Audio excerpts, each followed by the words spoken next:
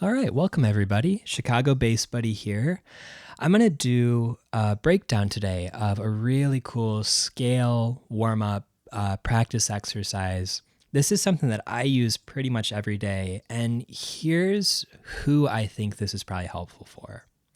So if you're watching this and you spent a lot of time practicing different scales up and down, maybe you know majors, pentatonic, minor, mixolydian, and you've spent a lot of hours running them up and down. You've got that down, but you feel like when you go to actually play music with your band, with a recording, whatever it might be, that doesn't actually translate to new vocabulary coming out for you or to hearing new ideas. If that sounds like you, then you might be in the right place. What this exercise and variations of it are going to be really good for is really two big things. First of all, this is going to get us hearing ideas that are not based around the root of the chord. If we're in the key of A, ideas that aren't based around A. Ideas that are maybe based around the third or the fifth or even the sixth or the ninth if we want to get crazy. So it's going to get us away from always starting and ending phrases on the root, which is super important. And the other thing this is really going to help with is it's going to help you to actually get the sound of different scales and different chords in your ears. Scales and chords are kind of the same thing. One implies the other to some extent at least. So what we're going to do is we're going to run scales back to back to back in a particular way. Now, most of us, if we're practicing a scale or we want to warm up with some scale stuff, often people will just do one scale for like 10 minutes. They might practice the major scale. Maybe they just practice A major, up and down or sequence patterns or whatever, but it's just A major. And that's cool, that's helpful. But if the idea here is that different scales are like different colors, different crayons in a box full of crayons, spending an hour drawing just with red isn't going to help you all that much. We want to get used to the difference of how does this scale sound? Oh, that's red. How does this scale sound? Oh, it's green.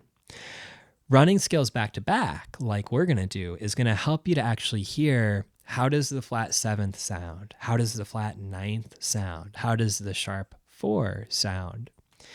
And just to be clear, I think sometimes when people hear this, they think that's just for like complicated music. That's only for jazz musicians or fusion musicians. Even if you're playing pop music, which is a lot of what I play, this stuff is helpful. These little flavor tones are all over the place. So it doesn't matter how simple or complicated your aesthetic is artistically, we want to have command over the different crayons in the box. So that's why we're doing the exercise. Now, what is it? What are we doing? Well, I'm going to show you a version. The truth is, about every 2 weeks, I make up a new version. And after you watch this, you'll be able to do that too. I'm going to just show you the version I've been practicing. So this version, we're going to run different scales. We're going to start on the third. We're going to go an octave and a half up to the sixth. We're going to come back down to the third. So we're not starting on the root. We're not ending on the root. Third, up to sixth, down to third. Now, in order for this to be meaningful, we need some context. So I'm going to have a drone in the background, just an A power chord, A and E. Every scale that we're playing, every chord that we're implying today has those two notes in it, and specifically as the root and the fifth. So having that context is super, super essential, because if we don't have that, this is just a random series of pitches. It's really, really, really hard to actually develop your ear and do any kind of meaningful ear training if you're just hearing one note at a time. If I'm just playing different kinds of scales,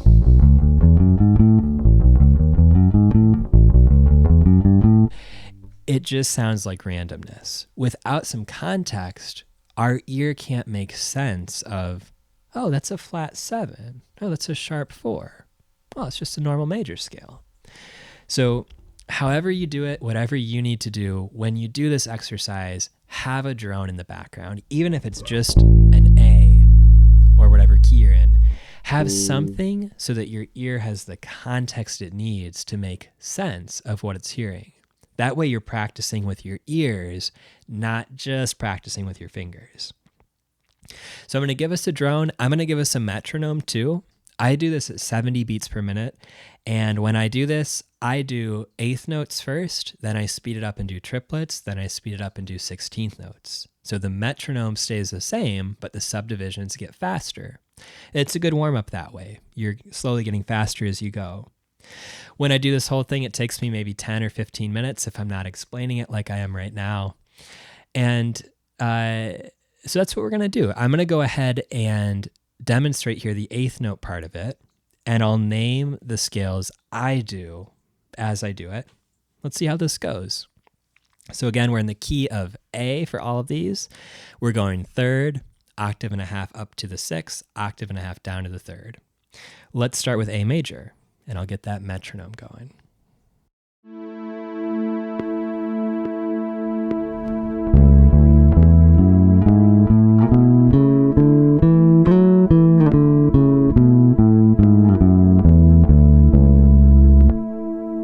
Okay, now let's do Mixolydian, and I want you to really listen, especially if you're playing along or when you do this on your own, to the difference, hearing the impact of the flat 7.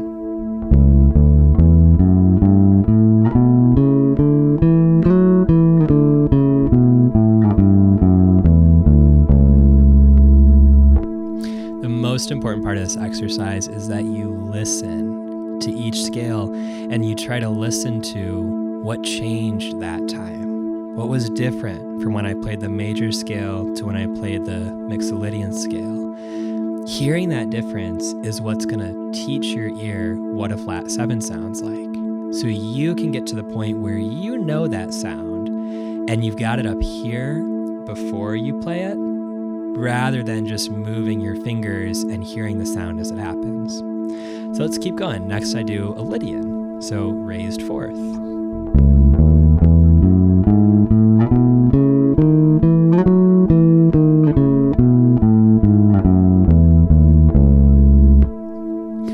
Now I do a major hexatonic, so the major scale, but you take the fourth out.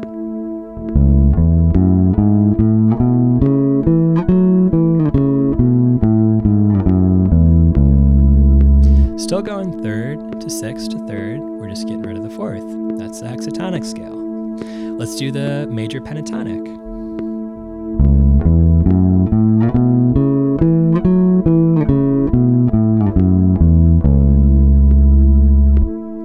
And let's do the major blues scale. So this is the pentatonic with a chromatic note between the second and third scale degree.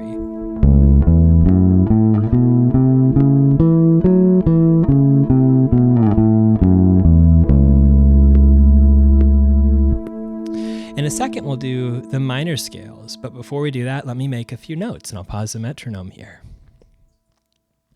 So technique-wise, most versions of this exercise are going to involve some shifting. Depends a little bit on the key you're in and how big the range is, but most of the time you're going to be shifting for this stuff. And that's great because it's a good chance to work on your shifting system.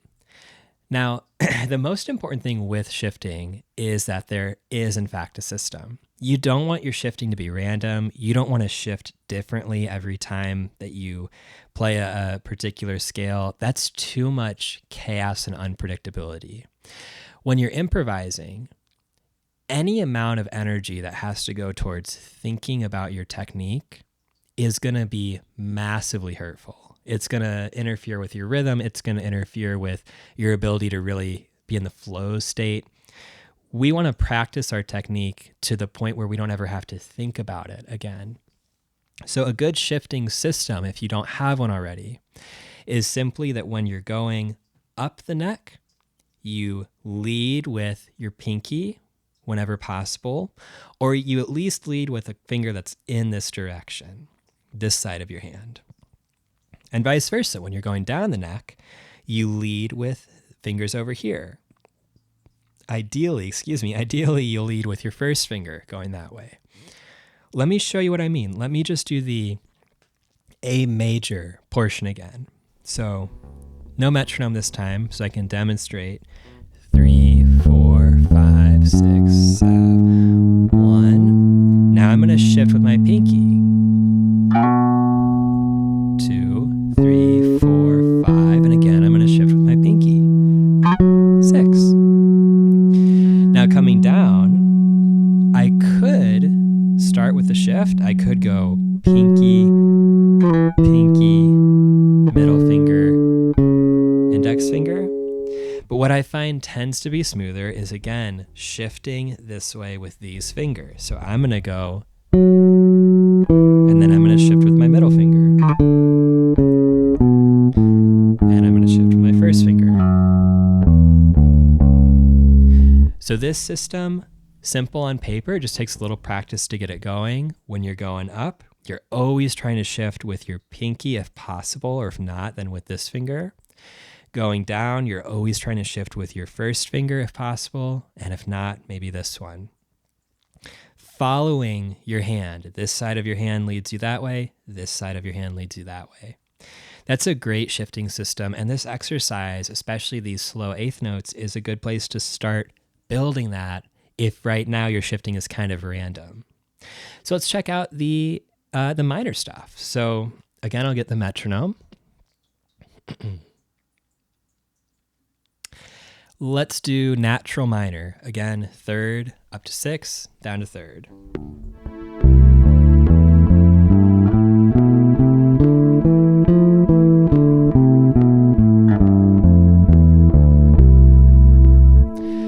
Now the Dorian. So we'll add the sharp 6 and listen for the difference.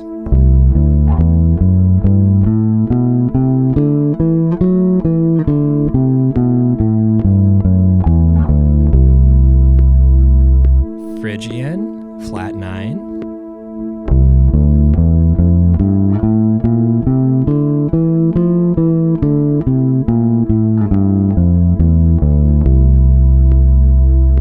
Minor hexatonic, so this time it's everything from the natural minor except for the 6th.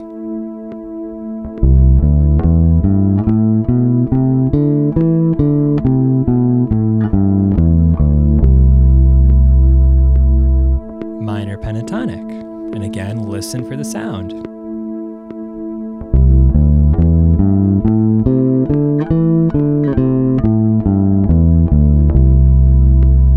You might notice on those two, we didn't go up to the 6 because the 6 isn't part of the scale. Same thing with this last one, the minor blues scale.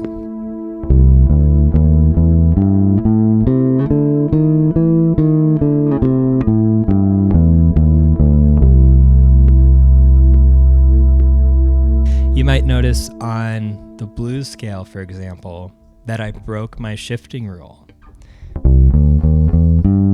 Now here I am, I could play with my pinky, but if I do that, I'm gonna have to do subsequent shifts. I'm gonna have to do this. Couple shifts in a row, all with the same finger, super awkward, very, very hard to do that and keep your rhythm. So that's a case where I'm gonna break the rule. I'm going to shift first and then do the chromatic.